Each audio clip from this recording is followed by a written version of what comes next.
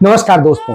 राहुल गांधी की प्रतिरोध की राजनीति या राहुल गांधी की नई राजनीति या भारत की नई राजनीति जिसको राहुल गांधी इंट्रोड्यूस कर रहे हैं, उससे नरेंद्र मोदी, अमित शाह और उनका पूरा गैंग, आरएसएस बीजेपी का पूरा गैंग क्यों घबरा रहा है, उसकी घबराहट क्यों है, इसी पर आपसे बात कर रहा हूं।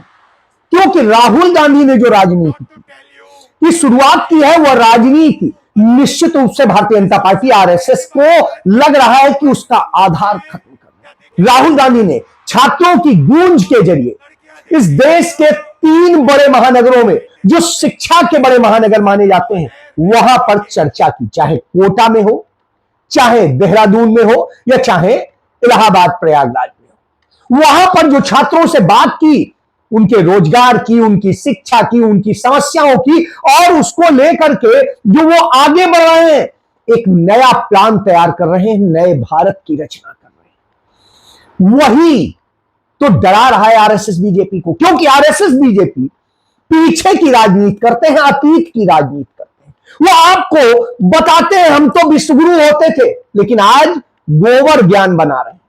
आज आपकी शिक्षा और सब कुछ बर्बाद कर रहे हैं। और जो शिक्षण संस्थान अच्छी शिक्षा, अनुशासित शिक्षा, विश्व स्तरीय शिक्षा देने का काम करते हैं, वहां पर वो अराजकता फैलाते हैं। तो जब यह हो रहा हो, तब राहुल गांधी अहम हो जाते हैं। राहुल गांधी तब और अहम हो जाते हैं जब वो पुणे में पहुंच के छात्रों की गूंज कार्यक्रम के तहत लड़कियों से बात करते हैं, उनकी शिक्षा पर, उनकी आमदनी पर, उनके डर पर, उनकी स्थितियों पर।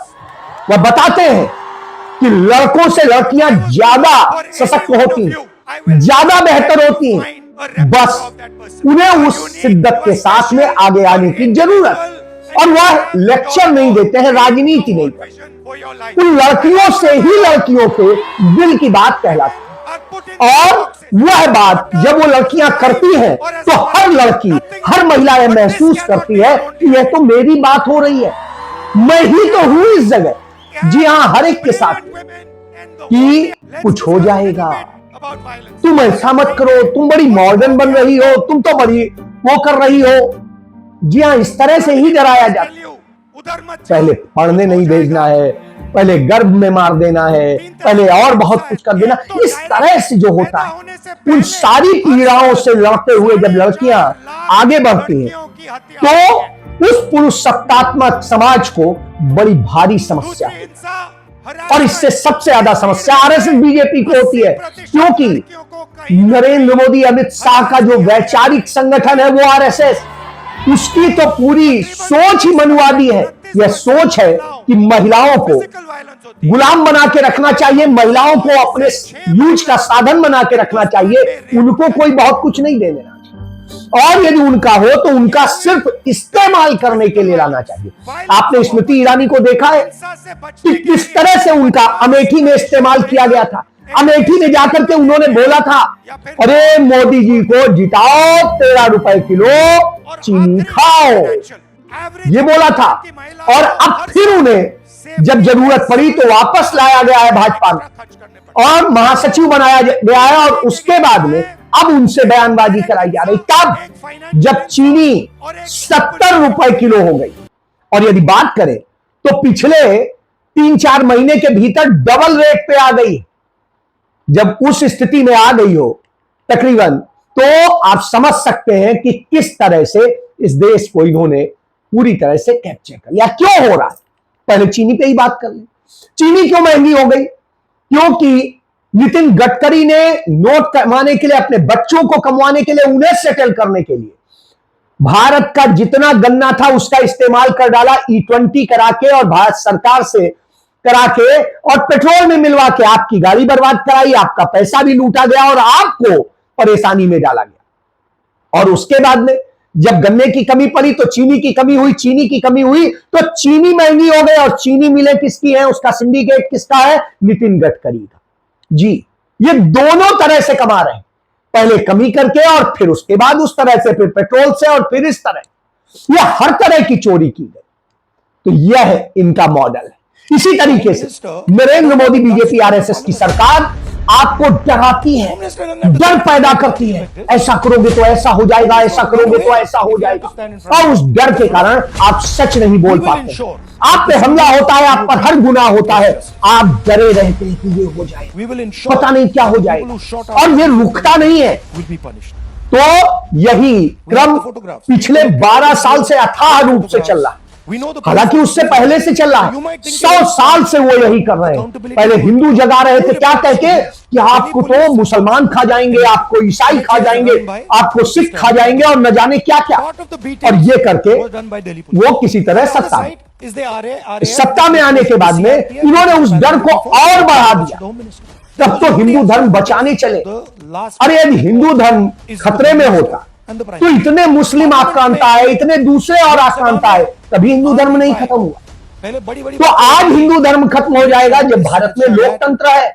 लोकसभा बेहद आश्चर्यजनक बात, लेकिन मूर्खों की भी जमात कम नहीं है ना, क्योंकि दिमाग में गोबर भरा गया है, इसीलिए आपका ज्ञान नहीं हो चाहते और ज्ञान वाले संस्थानों पर हमला करते। उदाहरण ले लीजिए, दिल्ली से बिल्कुल सटे हुए गाजियाबाद के क्षेत्र में मरियम नगर में नंदगांव पुलिस स्टेशन के क्षेत्र में एक वर्ल्ड स्तरीय यूनिवर्सिटी है, क्राइस्ट यूनिवर्सिटी। बेहतरीन शिक्षा, बेहतरीन अनुशासन के लिए जानी जाती है, बिल्कुल शांत सी रहती। वहां पर पिछले 3 दिनों से जो इनका छात्र संगठन है, अखिल भारतीय विद्यार्थी परिषद, और इनके पूरे भाजपा के लोग पुलिस के साथ मिलकर के वहां अराजकता फैलाई और लगातार जिस तरह नारेबाजी और सब कुछ कर रहे हैं, वहां की शिक्षा को बर्बाद कर रहे हैं। न सरकार देख रही, न कोई देख रहा है, न कोई इस पर बोल रहा।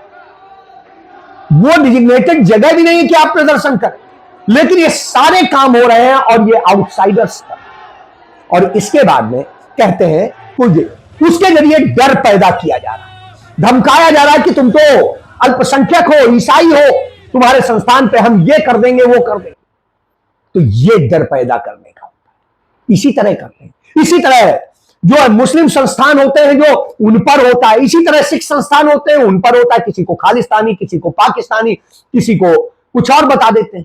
तो इस तरह से आपके चरित्र हनन करके भी आप पे हमला करते हैं, और फिर ये हमला यही नहीं रुकता, इसके बाद में आपको और भी दूसरी तरीके से आपका फाइनेंशियल हमला करते हैं, आपके काम धंधे नौकरी सब पे खतरा पैदा कर देंगे, आपके घरों पे हमला करा देंगे, आप पर हमला करा देंगे, और आप डर के कारण कुछ नहीं बोलेंगे। यही ये चाहते कि आप डर के रहें। तो यही डर निकालने के लिए राहुल गांधी पुणे गए। राहुल गांधी ने उन सारी लड़कियों से बात की, उनके डर पर भी बात की, उनकी स्थितियों पे बात की, उनकी फाइनेंशियल स्थिति पे भी बात की, क्या उन्हें जरूरत है इस पर भी बात की। और ये सारी बातचीत के बाद उन्होंने यही कहा कि हमें अब इसके लिए लड़ना है, इसके लिए करना है, तो ये मेरा फर्ज है। मैं देश का नेता प्रतिपक्ष हूं, तो मेरी एक जिम्मेदारी है लीडर ऑफ पीपल्स होने के कारण कि मैं आपके हर दर्द में साझीदार बनूं, और बेटियां हमारी सबसे अच्छी हैं, यह साबित होना चाहिए। यही नरेंद्र मोदी का, क्योंकि राहुल गांधी ने छात्रों के मन से डर निकाला, राहुल गांधी ने जनजी के मन से डर निकाला, राहुल गांधी ने जेन अल्फा के मन से डर निकाला, और इस कारण जो छोटे छोटे बच्चे निकल के आने लगे और बताने लगे कि मेरे स्कूलों की दशा ये है, इतनी बदतर हालात में हम रह रहे हैं, हमारे साथ इस तरह से अन्याय हो रहा है। और युवा निकल के आ गए, बड़े छात्र निकल के आ गए कि साहब हमारी परीक्षाएं लूटी जा रही, हमारी शिक्षा बर्बाद की जाए, हमारा सब कुछ किया जाए। और जनजी निकल के आ गया कि हमारे पास रोजगार तो है ही नहीं, हम पढ़ लिख के इतना कर्ज लेके सब कुछ करके हमारे माँ बाप ने किया, हम करेंगे क्या। हम तो भविष्य है एक देश का, और हमारा भविष्य बर्बाद किया जाए। लड़कियां आके बताती कि हमने बड़ी उम्मीदें की थी और ये किया था, तो उन पे हमले किए जाते। वो जब अपना हक मांगते हैं, न्याय मांगते हैं, तो उन पे हमले किए जाते हैं। कभी पैलेट गन चलाई जाती है, लाठियां चलाई जाती हैं, वाटर कैनन चलाए जाते हैं, आंसू गैस छोड़े जाते हैं, और कील लगे हुए डंडों से मारा जाता है, इलेक्ट्रिक शॉक के डंडों से मारा जाता है।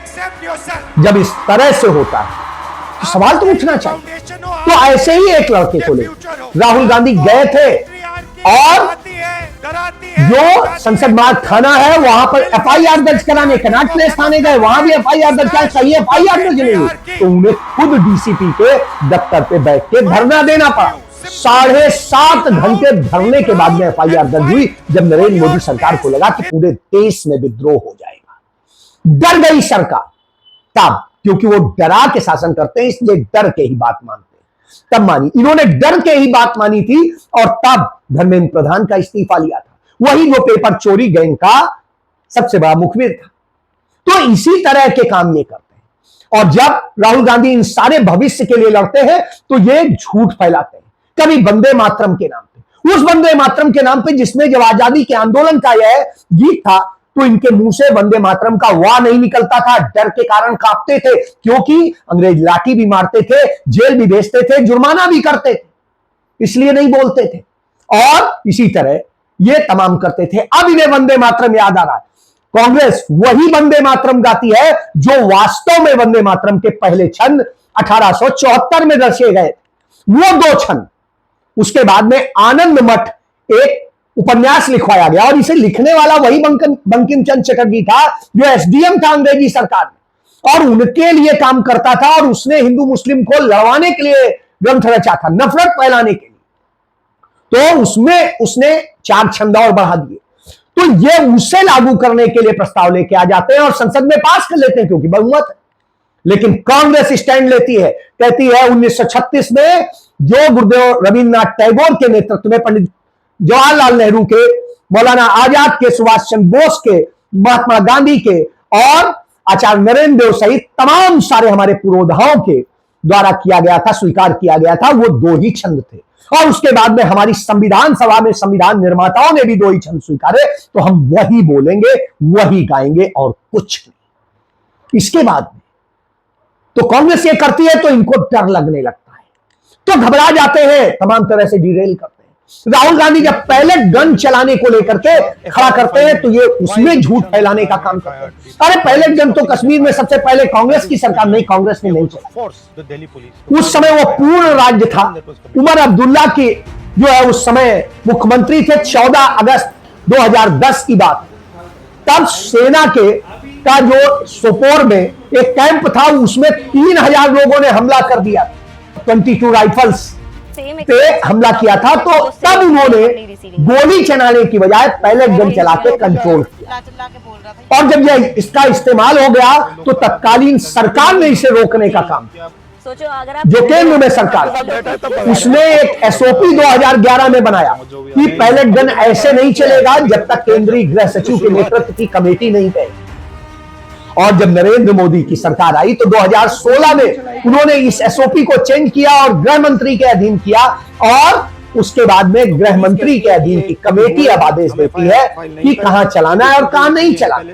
और उसके बाद में कश्मीर में इन्होंने ही चलवा, उमर अब्दुल्ला की ही मांग पर कश्मीर में पहले गन स्पेशली दी गई थी। जब ए.के. एंटोनी रक्षा मंत्री होते थे तो जबलपुर से बनवा करके उन्हें सप्लाई दी गई, लेकिन उसको कहा गया था आप ऐसे यूज नहीं करेंगे, प्रदर्शनकारियों पे यूज नहीं करेंगे, यह सिर्फ उस स्थिति में यूज होगी जहां गोली चलाने की जरूरत है, वहां आप पहले गन चलाएं। तो अब आप सोचिए कितनी बड़ी बात की थी, ये उल्टा कर रहे हैं। ये पहले गन से लोगों को मार देना चाहते हैं, जीवन जिससे एक डर पैदा हो, तुम्हारी आंख खराब हो जाएगी, तुम अपंग हो जाओगे। तो यह सच है। इसी तरह इन्होंने पोटा का इस्तेमाल किया था। अटल बिहारी वाजपेयी ने पोटा बनाया और उसमें तमाम अल्पसंख्यकों को और दूसरे लोगों को फंसाया गया, लेकिन कांग्रेस की सरकार आते ही 2004 में उसे खत्म कर दिया गया। यानी जो इस देश के लोगों को न्याय दे रहे थे उन्हें बदनाम करके और इस तरह करना चाहते, लेकिन सच्चाई, तो ये सच्चाई से डरते, इसीलिए ये तमाम ड्रामे। तो इनके ड्रामे अब पूरा देश, तो अब राहुल गांधी की नई राजनीति से खत्म कर। राहुल गांधी ने 8 जून 2026 को इंडिया अलायंस की मीटिंग में कहा था कि अब वह ट्रेडिशनल राजनीति नहीं चलेगी, अब आपको नई राजनीति, प्रतिरोध की राजनीति अपनानी पड़ेगी, नहीं तो जनता रिजेक्ट करेगी। लेकिन किसी ने कुछ नहीं किया, अकेले राहुल गांधी ही लड़वाए और राहुल गांधी के युवा बब्बर शेर लड़वाए। तो आज लखनऊ में हो जहां पर सबसे बड़ी स्टेक होल्डर सपा है, लेकिन वो सड़क पर कहीं नहीं लड़ रही है। लड़ कौन रहा है? राहुल गांधी की कांग्रेस। तो वहां लड़ रही थी और युवाओं के साथ हो रहे अत्याचार के खिलाफ पूरी तरह से उसने राजभवन घेर। इसी तरीके से जयपुर में हुआ। जयपुर में कांग्रेस के लोगों ने, वहां पर भी यूथ कांग्रेस और एनएसयूआई ने पूरी तरीके से सरकार को कटघरे में ले लिया। और ये पूरे देश में चल रहा है, हर जगह कांग्रेस बता रही है न्याय को। तो ये सिर्फ साजिश रच सकते हैं, वोट काटेंगे एसआईआर के जरिए, दूसरे जरिए, सब तरह से। तो ये साजिश रच के जीतना चाहते हैं, लेकिन राहुल गांधी नई राजनीति के जरिए इनकी पूरी जमीन साफ कर रहे हैं। तो अब ये कांप रहे हैं, न जग पा रहे हैं, न सो पा रहे हैं। दिन में भी इन्हें तारे नजर आ रहे हैं, सपने नजर आ रहे हैं। तो स्मृति ईरानी फिर से वही बकबक करने आ जाती है। इनके जेपी नड्डा अस्पताल से आते ही बकबक करने लगते हैं, और रविशंकर प्रसाद नथुने फुला के बकबक करते हैं, लेकिन अब कोई इन्हें सुनना नहीं चाहता है। यह सच। जय